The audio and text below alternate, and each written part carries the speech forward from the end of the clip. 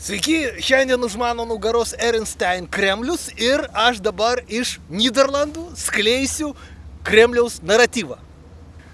Dar prieš 3 metus tai buvo vasarį, buvo prieš 3 metus Baltarusijoje, Minske, prie Baltarusijos nacionalinės bibliotekos. Pažiūrėkit, mano video yra mano kanale, kur aš sakiau, idiotai yra žmonės, kurie nori išvaryti Rusiją iš Europos tarybos. Kadangi, jeigu jūs išvarysit iš Europos tarybos Rusiją, tai vadinasi, Europos žmogaus teisių teismas negalės nagrinėti bylų. Ir tada tokie dalbajobai, kaip Landsbergiukas, pats mažiausias iš Landsbergių.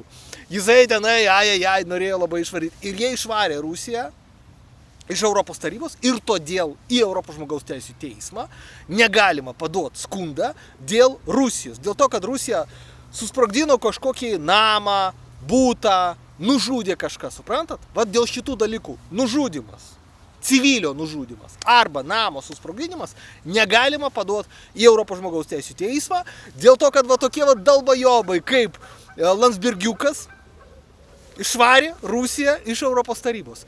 Ir jie tada svajojo, kad steigs naują tarptautinį tribunolą. Ir tada yra kitų mano video daug mano kanale, kur aš sakiau, kad Landsbergiukas yra dalbajoba ir jis debilas yra, todėl kad neįmanoma įsteigti tarptautinio tribunolo Rusijai, kadangi tarptautinį tribunolą steigia Jungtinių tautų saugumo taryba. Ir saugumo taryboje yra Rusija, kuri sėdi tenai kaip nuolatinė narė ir ji gali vetuoti bet kokį pasiūlymą. Tai aišku, kad Rusija vetuos pasiūlymą įsteigti tribunolą Rusijai. Suprantat? Aš apie tai sakiau, dabar praėjo 3 metai. Va dabar aš noriu pažiūrėti akis visiems šitiem dalbajobam Lietuvos Landsbergiukam. Ką? Pavyko? Ha! Hui, nepavyko nichuja. Nepavyko. Ne dėl to, kad neįmanoma. Jungtinės tautos neįmanoma. Tenai Rusija turi teisę viską užblokuoti. Neįmanoma įsteigti tarptautinį tribunolą. Ir aš suprantu civilių, suprantat, žmogus eina į parduotuvę ir jį nužudo. Negražu, reikia sumokėti kompensaciją. Aš niekada nesakyčiau, kad galima nužudyti civilį. Žudyti reikia va tokius kaip Landsbergiukas, o civilių negalima žudyti, nes Landsbergiukas tai ne civilis. Jis tai visiškai ne civilis. Tai vat, koks aš buvau teisus ir genialus pranašas, blėt. Pranašas. Ir ką jie sugalvojo? Jie sugalvojo, kadangi vat negalima per Jungtinės tautas įsteigti tarptautinio teismo, kadangi nebegalima prieš Rusiją paduoti skundo į Europos žmogaus teisių teismą, jie nutarė Europos tarybos rėmuose įkurti naują teismą Rusijai. Toks buvo projektas ir jie bandė tai padaryti per pastarosius 3 metus. Taip, visų pirma, dėl reikalingumo. Europos taryboje jau yra 2 teismai. Vieną iš jų Lietuva pripažįsta, o kito nepripažįsta. Dėl to, kad jis yra labai brangus, nes labai daug reikės pinigų mokėti už žmogaus teisių pažeidimus. Tai va, Europos žmogaus teisių teismas jį Lietuva pripažįsta, bet ten yra žmogaus teisės. Bendrai žmogaus teisės. Ir yra šalia jo Europos socialinių teisių komitetas. Tai yra taip pat teismas, tai yra antrasis teismas, kur galima skųstis dėl mažų pensijų, dėl mažų atlyginimų ir taip toliau. Dėl bedarbio pašalpų, suprantat, tai yra socialinių teisių komitetas, socialinių teisių teismas ir jo Lietuva nepripažįsta. Tenai Lietuva draudžia skųstis. Ir aš apie tai dažnai šnekėjau, aš kažkada šnekėjau ir su Uspaskichu apie tai, ir su Paksu.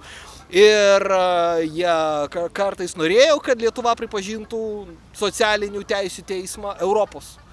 Bet po to persigalvojo, nes pagalvojo, taigi kiek lietuvių nedagauna pensijos, nedagauna bedarbio pašalpos, nedagauna dar kažkokio neįgaliųjų kiek Lietuvoje. Ir jie visi tada galės skųstis į Europos socialinių teisių komitetą. Ir komitetas, sakykime atvirai, komitetas tai yra žodis sinonimas žodžiui teismas. Nes anglų kalboje iš viso nėra žodžio teismas. Čia naujiena visiems Lietuvos dalbajobam, bet anglų kalboje nėra žodžio teismas. Court tai nėra teismas.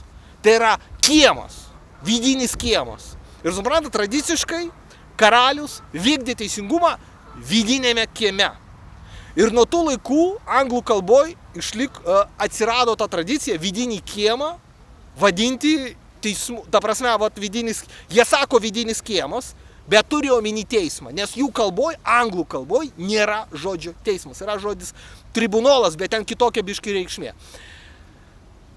Tai karoči, jeigu teismas yra pavadintas komitetu, tai nereiškia, kad jis ne teismas. Tai tenai į Europos socialinių teisių komitetą lietuviams draudžiama yra skųstis dėl to, kad tokį sprendimą priėmė Lietuvos vyriausybė, kai stojo į Europos tarybą. Tai du teismai. Ir šalia šitų dviejų teismų, Europos socialinių teisių komitetas, Europos žmogaus teisių teismas, jie norėjo įsteigti trečią teismą Rusijai. Taip. Tai žiūrėkit, kur logika? Buvo jau Rusija, jinai buvo Europos žmogaus teisių teismo jurisdikcijoje. Jie išmetė Rusiją ir Europos žmogaus teisių teismą daugiau negalima skųstis prieš Rusiją. Ir tada jie nutarė įsteigti trečią teismą Europos tarybos rėmuose, trečią teismą, kad galima būtų teisti Rusiją. Ir tai yra durna, dėl to, kad visada yra sunku įsteigti naują teismą. Ir žiūrėkit, jie pisosi tenai 3 metus. 3 metus pisosi, kad būtų įsteigtas trečias teismas Europos tarybos rėmuose, kad teistų Rusiją. Ir jis nėra įsteigtas. Ir jis per 3 metus jis nėra įsteigtas. O dabar, praeitą penktadienį, JAV pareiškė, kad jie neberems šito teismo. Pizdės, viskas. Tai yra pabaiga. Šito teismo idėja yra palaidota. Tai suprantat, kokie idiotai. Aš suprantat, visiškai idiotai. Mano apskritai yra požiūris, kad kuo daugiau teismų, tuo yra geriau. Nes aš esu advokatas, aš uždirbu pinigus, aš pinigus iš kur turiu gyventi Nyderlanduose, gyventi Bangladeše, iš skundų į įvairiausius tarptautinius teismus. Tai kuo daugiau tarptautinių teismų, tuo yra geriau. Bet aš esu pragmatikas, aš galvoju, kad jeigu jau yra teismas, tai tu naudokis tuo teismu, kuris yra. Tu negalvok, nesvajok, kad tu sukursi dar kažkokį teismą, kuris bus geresnis, nes... Kam? Jau yra. Tai Rusijai jau buvo Europos žmogaus teisių teismas, kur buvo galimas rašyti skundus dėl susprogdinto namo, susprogdinto būto, civilio nužudimo. Suprantat? Galima buvo, bet jie išvarė Rusiją. Dabar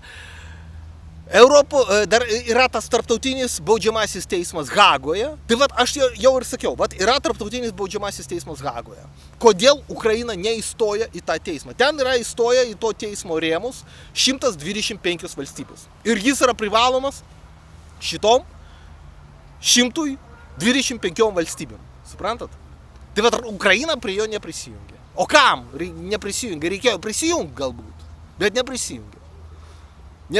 Ten yra Kampalos tokie dar susitarimai, dėl kurių, pavyzdžiui, agresija, karo pradėjimas laikomas nusikaltimu. Ukraina neprisijungė prie šitos sutarties. Kad tarptautinis baudžiamasis teismas Hagoje galėtų nagrinėti tokias bylas prieš Rusiją. Dabar taip yra arešto orderis Putinui, kurį išdavė, reiškia, šitas tarptautinis baudžiamasis teismas.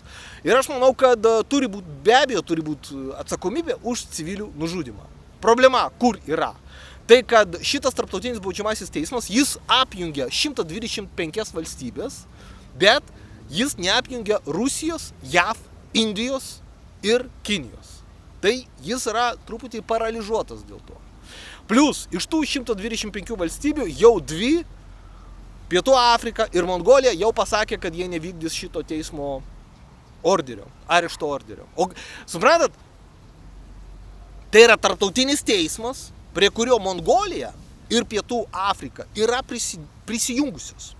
O jūs įsivaizduokit, jeigu, pavyzdžiui, hipotetiškai būtų įsteigtas tas teismas, apie kurį Landsbergiukai tenai svajojo Europos tarybos rėmuose. Tai tada Mongolija ir Pietų Afrika sakytų, kad čia yra Europos tarybos teismas, jis mums iš viso yra neprivalomas, suprantat? Tai yra dar blogiau. Jeigu šitas tarptautinis baudžiamasis teismas, jis bent jau turi jurisdikciją 125 valstybėm, Afrikoje, Azijoje tenai, Lotynų Amerikoje, tai Europos taryba turėtų jurisdikciją tik tai Europai. Suprantat? tai dar blogiau būtų. Jis būtų dar silpnesnis. Tai vat. Tai, karočią, žopa, karočią, durniai labai, visiškai durniai buvo tie žmonės, kurie išvarė Rusiją iš Europos tarybos. Aš galbūt uždirbčiau pinigų, suprantat, iš to. Aš gal rašyčiau skundus ukrainiečiam dėl nužudimo, dėl namo susprogdinimo, suprantat, ir paimčiau 50% ir uždirbčiau pinigų. Bet ne, tie dalbajobai išvarė Rusiją. Ir Rusija visada mokėjo. Va pažiūrėkite Čečenijos karą, karo ten aukos, kurių namą susprogdino, giminaitę nužudė, jie skundėsi į Europos žmogaus teisių teismą ir gaudavo iš tenai pinigus. Ir Putino vyriausybė mokėjo, suprantat? Mokėjo. O dabar, blėt, aš nežinau, kaip galima gerbti tokią Lietuvos valdžią, kurie tokie yra idiotai. Nu ir Ukrainos valdžia irgi idiotai. Nu, idiotai su idiotais draugauja, tai čia normalu, aišku.